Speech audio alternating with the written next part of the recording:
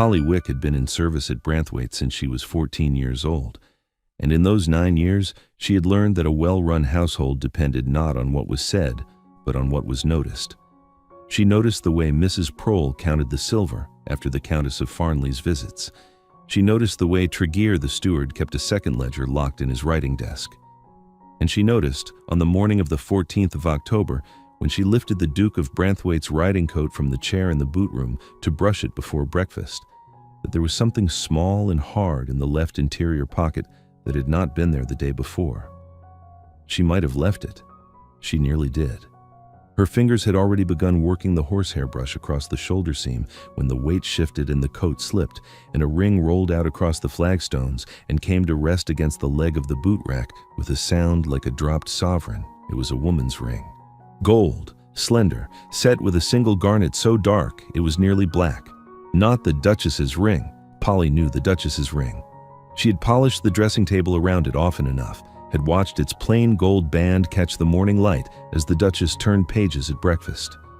This ring was different. It was worn, not new, not recently purchased.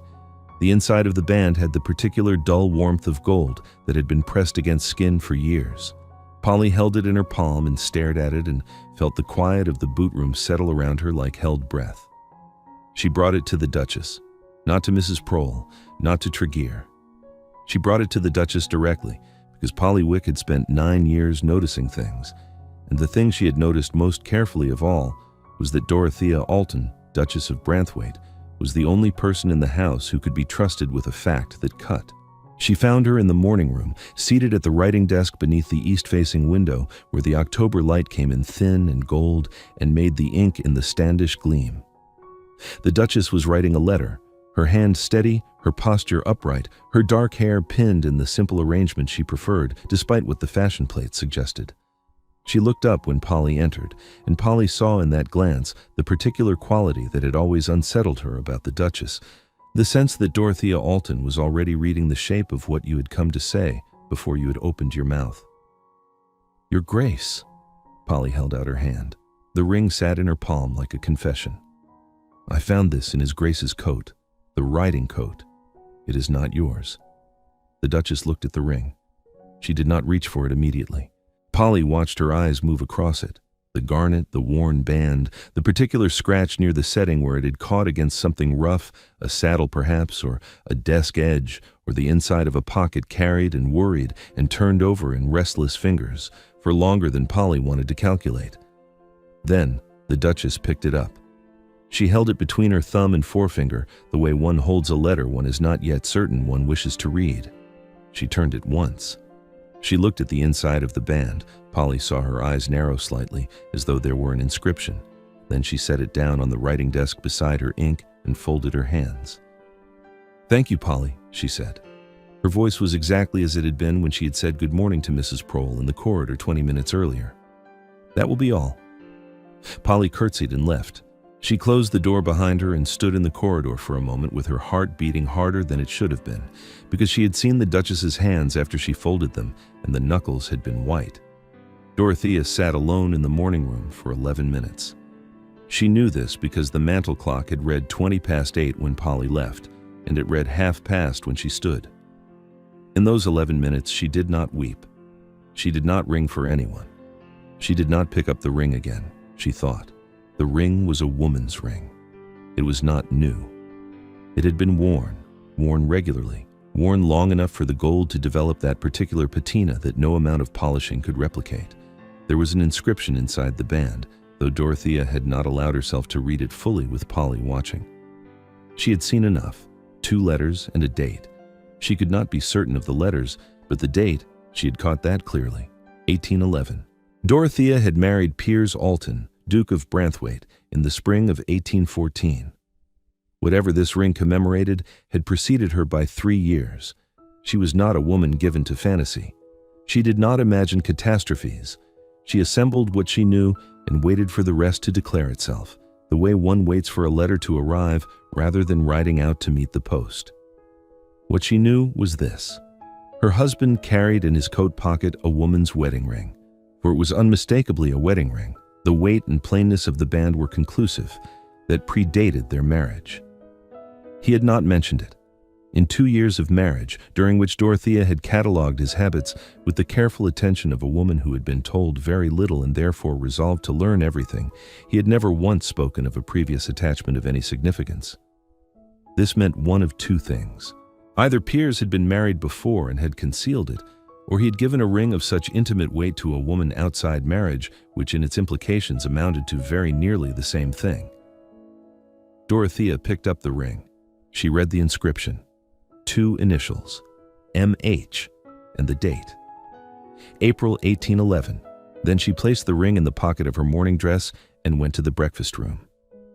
The breakfast room at Branthwaite was the most beautiful room in the house, though Dorothea suspected this was not intentional. It faced south and east, and at 8:30 in October, the light came through the tall windows in long amber shafts that caught the silver on the sideboard and turned the white linen tablecloth the color of warm cream. The room smelled of toast and coffee and the particular clean warmth of a coal fire that has been burning since 6. The table was laid for 2, as it was every morning. The Duke at the head, the Duchess to his right. Coffee for him, tea for her. The Morning Post stacked beside his plate. Her correspondence beside hers, along with the household ledger, Mrs. Prohl left each morning for review. Dorothea entered the room before Piers. She walked to his place at the table. She took the ring from her pocket and set it beside his coffee cup, resting against the saucer at a slight angle so that the garnet caught the light. Then she sat down in her chair, unfolded her napkin, and began to butter her toast.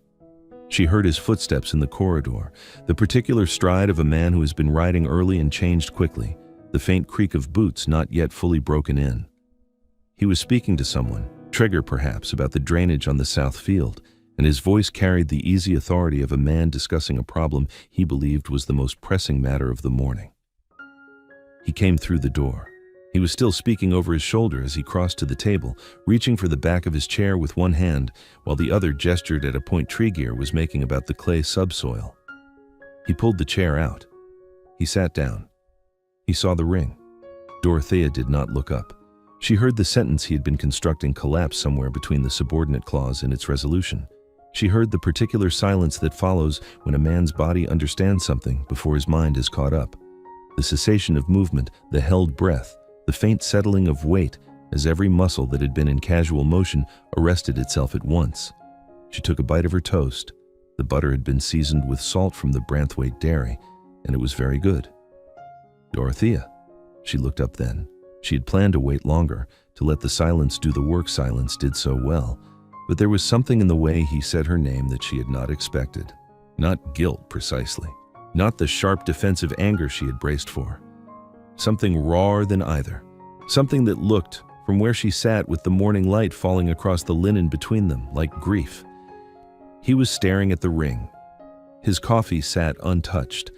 His hand had stopped halfway to the cup and remained suspended there, the fingers slightly curled, as though the ring were a small animal he was afraid of startling. "Where did you find this?" he asked. "Your coat," Dorothea said. "Polly brought it to me this morning. It fell from the pocket while she was brushing it." He closed his eyes. It was a small gesture, a flicker of lids, a momentary withdrawal, but Dorothea had spent 2 years learning to read him the way she had once learned to read Latin, through patient repetition and the gradual accumulation of context. Closing his eyes was not calculation. It was not a man composing a lie. It was a man absorbing a blow he had known, somewhere beneath conscious thought, would come eventually. "M.H.," Dorothea said quietly. "April 1811. He opened his eyes. They were very gray in the morning light, the color of the slate roofs in rain, the color of pewter, the color of the sky above the moors on the long walks she took alone when the house became too full of his absences. "Yes," he said. Dorothea set down her toast. She folded her hands in her lap. She did not ask the question that pressed against her teeth with the force of 2 years of accumulated patience. Who was she? Why did you never tell me? What am I, if not the woman who should know what that ring means? She did not ask because she understood, with the clarity that comes to those who have been underestimated all their lives, that the person who asks the question surrenders the ground. The person who waits holds it. Piers looked at the ring. He looked at his wife. He looked at the ring again. Her name was Mary Holloway. he said. The name meant nothing to Dorothea. She searched her memory. 2 years of introductions, morning calls, dinner parties, the long recitation of county families Mrs. Prohl had provided when Dorothea first arrived as a bride, and found no Holloway among them. She was the daughter of the curate at Ashfield, Piers continued.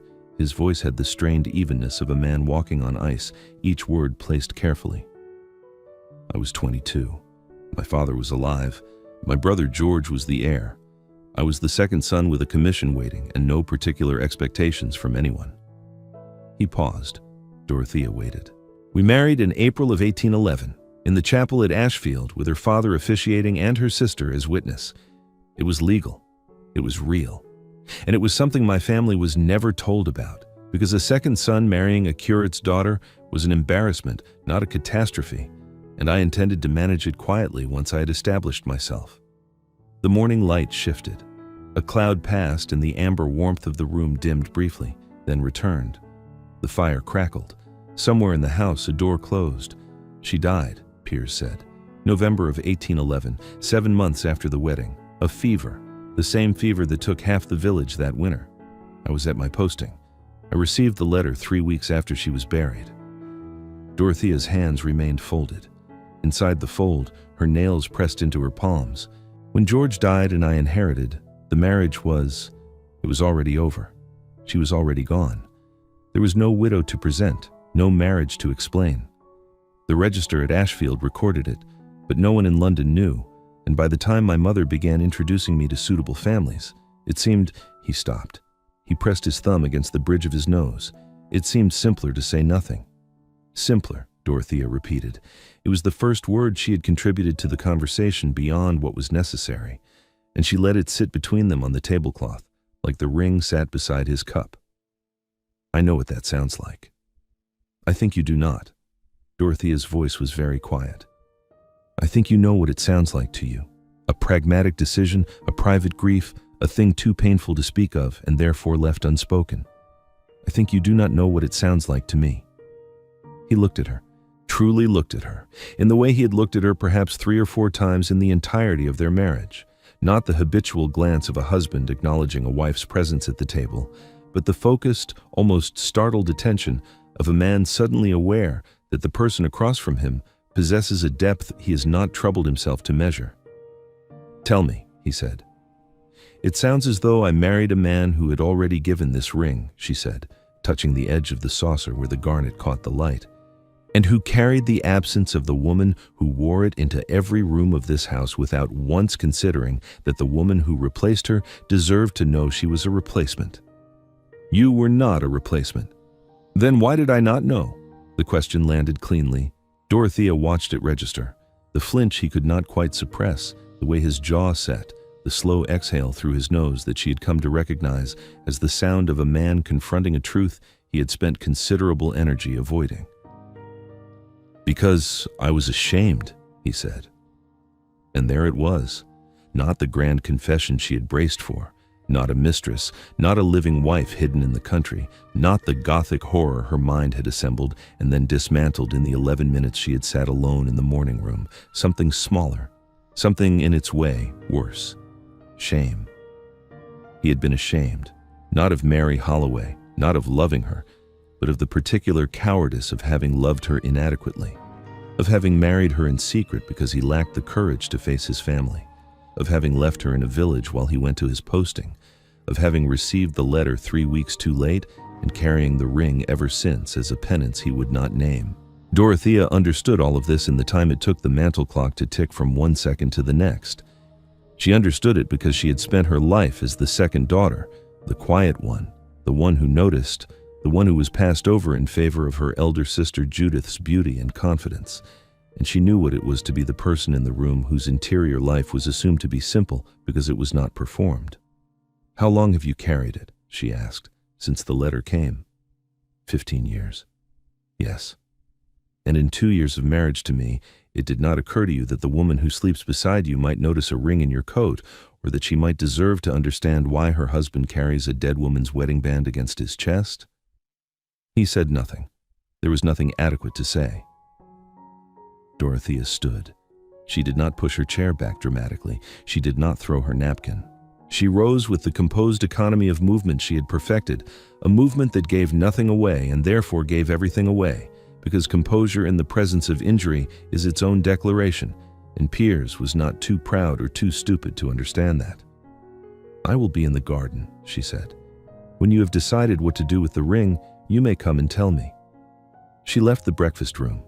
She walked through the corridor, past the morning room, past the library, through the garden door, and out into the October air, which was sharp and bright and smelled of wet earth and the last of the late roses. She walked to the stone bench beneath the copper beech at the far end of the south lawn and sat down and looked at the sky above Branthwaite and allowed herself, for the first time that morning, to feel the full weight of what she had learned. It was not betrayal. She was clear-eyed enough to know that. A dead woman was not a rival. A secret marriage was not an affair, but it was erasure. The quiet, systematic erasure of a fact that had shaped the man she married, carried out not through malice, but through the particular selfishness of grief, which demands to be private even when its privacy inflicts a wound. She thought of her father's house in Derbyshire. She thought of Judith, beautiful, laughing Judith, who had married at 19 and been adored from the first, and who had never, not once, had cause to wonder whether her husband saw her or merely saw the space she occupied. Dorothea had grown up beside Judith the way a sapling grows beside an oak, not in resentment, but in the quiet understanding that the light fell differently on different branches. She had learned early that the second daughter's virtues were the quiet ones: patience, observation, the ability to enter a room without altering it. She had brought these virtues to her marriage like a dowry no one had asked for, and she had spent 2 years deploying them in a household that noticed her competence but not her presence. She had not wept in front of him. She would not weep now. But she sat beneath the copper beech for a long time, watching the gardeners work the beds at the far end of the lawn, their movements small and methodical in the autumn light. And when Mrs. Prohl came to ask about the afternoon's linen delivery, Dorothea gave her instructions in a voice that did not waver. And Mrs. Prohl, who had been housekeeper at Branthwaite for 11 years and who understood far more than she was credited with, looked at the Duchess's face and asked no questions at all. Piers did not come to the garden. He sat at the breakfast table for some time after Dorothea left. His coffee went cold. The post remained unopened.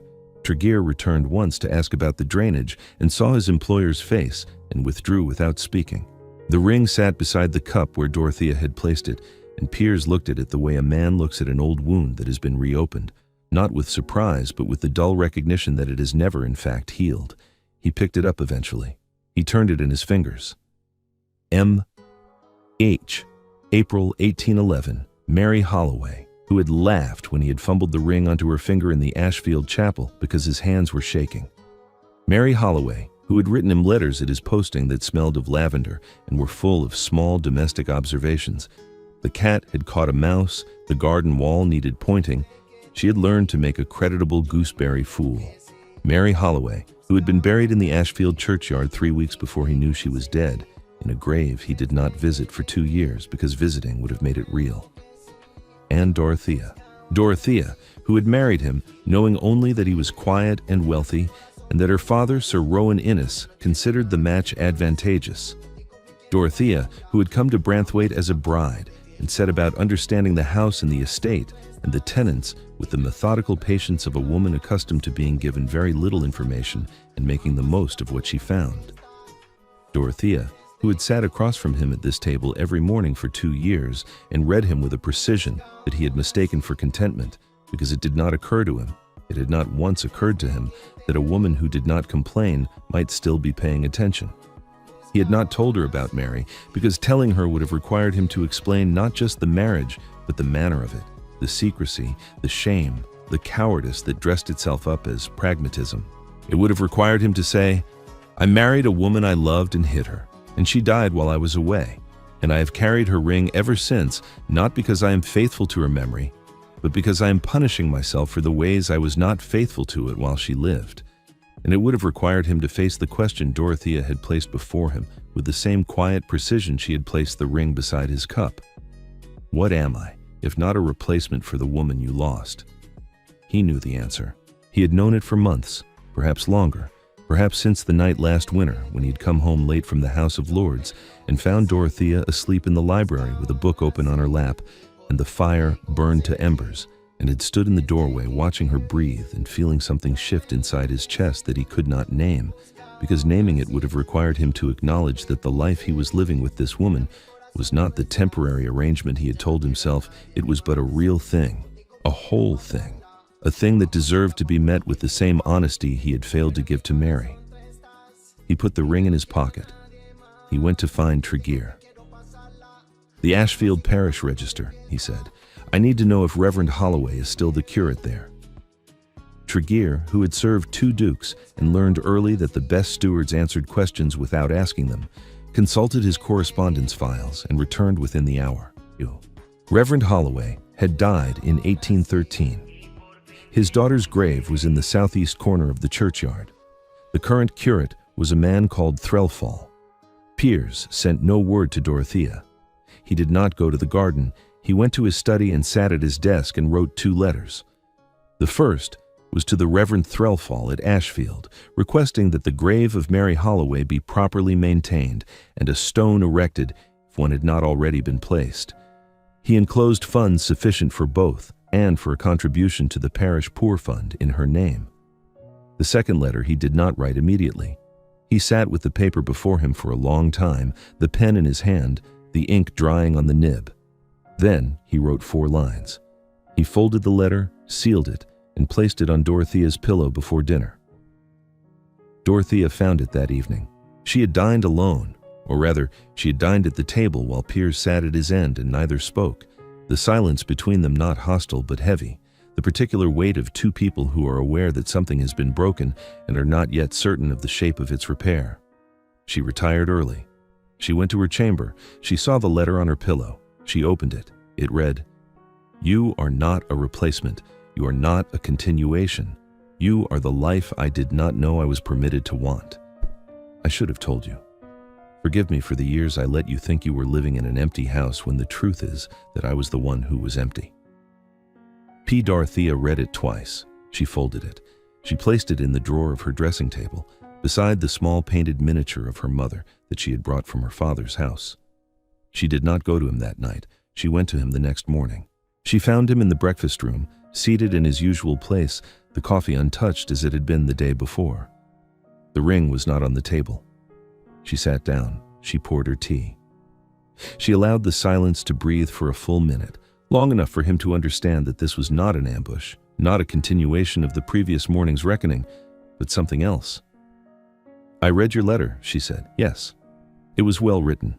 A ghost of something crossed his face, not quite a smile, not yet relief. "It took me 4 hours. 4 lines in 4 hours. I discarded 11 attempts." Dorothea took a sip of her tea. The morning light was the same as yesterday, amber, warm, forgiving, in the way October light can be when it chooses. The fire crackled. Mrs. Prohl's footsteps passed in the corridor and did not stop. "I will not ask you to stop grieving her," Dorothea said. "I would not respect a man who could discard a dead wife's memory on request. But I will ask you this. Do not carry it in your coat pocket like a secret. Secrets corrode. You, of all people, should know that by now." He looked at her. The gray eyes that had been shuttered and guarded for 2 years were not shuttered now. They were open in the way a window is open after a storm has broken, not calm, not settled, but clear. "What would you have me do?" he asked. "Bury it," Dorothea said simply. "With her, where it belongs. And then come home and tell me about her, not because I require a confession, but because I am your wife, and a wife who does not know her husband's griefs cannot be expected to share his life." 3 days later, Piers rode to Ashfield. He went alone, departing before dawn while the house was still dark, and the only light came from the kitchen where the cook's boy was banking the stove. The ride was long, nearly 4 hours through country that grew flatter and quieter, as the Branthwaite hills gave way to the fens, the hedgerows thinning, the churches visible for miles across the level ground. He had not made this journey in 5 years. The last time, he had come in a closed carriage and had not stayed above 10 minutes. He found the grave in the southeast corner of the churchyard, beneath an elm that had grown large enough in the intervening years to cast shade across the stone that the Reverend Threlfall had arranged with commendable speed. It was a good stone, plain, well cut, bearing only her name and the dates, no epitaph. Piers had not been asked to supply one, and by the time he might have offered, the silence around her death had calcified into something he no longer knew how to break. He stood at the grave for a long time. The churchyard smelled of wet grass and old stone and the faint mineral chill of autumn earth. A blackbird sang from the elm. The sound was ordinary and therefore almost unbearable. He took the ring from his pocket and held it in his palm. The garnet caught the thin October light and held it, that dark, nearly black red that he had once compared, in a letter he never sent, to the color of sloe berries in the hedgerow behind the curate's garden. She had laughed at that, he remembered. She had said he was a terrible poet and a tolerable husband, and that she would keep both. He knelt. The ground was soft from recent rain. He pressed the ring into the earth at the base of the stone, working it down with his thumb until it was deep enough that no plow or passing foot would disturb it, and he stayed kneeling for several minutes, with his hand flat against the ground, his palm against the cold soil.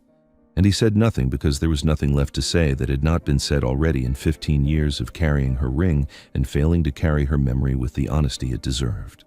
Then he stood and brushed the soil from his knees and walked back to his horse. When he returned to Branthwaite that evening, he found Dorothea in the library. She was reading, or holding a book at least, though he suspected she had not turned a page in some time. He sat down in the chair opposite her. The fire was lit. The room smelled of old paper and beeswax and the faint sweetness of the dried lavender Dorothea kept in bowls on the side tables. He told her about Mary. He told her everything: the courtship, the secret wedding, the letters, the fever, the grave he did not visit for 2 years. He told her about the shame and the cowardice, and the way the ring in his pocket had become a kind of talisman, not of love but of guilt, a reminder of the specific ways in which he had failed to be the man he should have been. He spoke for a long time. Dorothea listened without interrupting. When he finished, the fire had burned low, and the candles on the mantel had guttered halfway down. "Thank you," she said. "For what?" "For trusting me with it. You should have done so 2 years ago, but you have done it now, and that matters." He looked at her across the dim room, this woman he had married because his mother had recommended her family and her temperament and her prospects, this second daughter of a country baronet whom he had assessed, on their wedding day, as pleasant and manageable and unlikely to cause difficulty. He looked at her and understood, with a clarity that felt like stepping into cold water, that he had been a fool of a very particular and very common kind, the kind who mistakes quietness for simplicity and composure for the absence of depth. "Dorothea," he said. "Yes?" "I should like very much to begin again. Not the marriage stands, but the manner of it, the way I have conducted myself within it." She closed her book. She set it on the table beside her chair. She looked at him with the steady, measuring gaze that he now understood was not compliance, but assessment, the look of a woman deciding, on the basis of available evidence, whether the man before her was capable of becoming what he claimed he wished to be. "Then begin," she said. He began. It was not dramatic. There was no grand gesture, no public declaration, no sweeping scene in a ballroom or at a dinner. It was granular and daily, and consisted of small acts of attention that, accumulated over weeks and months, amounted to a reformation so thorough that Mrs. Prohl commented on it to Tregear, and Tregear said nothing, which was his way of agreeing. He asked Dorothea about her mornings. He learned that she walked the south lawn at 7, regardless of weather, and that she preferred the copper beech in autumn and the walled garden in spring. He learned that she read poetry, not the fashionable verse everyone quoted at dinners, but older work, devotional and precise, the kind of poetry that rewards attention. He learned that she had opinions about the estate's tenancies that were more detailed and more practical than his own, formed through 2 years of quiet conversations with Mrs. Prohl and the wives of the tenant farmers during her afternoon calls. He learned that she had been lonely. That was the hardest thing. Not the ring, not the secret, not the buried marriage, but the loneliness. The understanding that she had lived in this house for 2 years as his wife and had been, in every way that mattered, alone. That she had eaten breakfast across from him every morning and been unseen. That she had managed his household and walked his grounds and slept in his bed and remained, throughout all of it, a stranger to him by his own negligence. He could not undo it.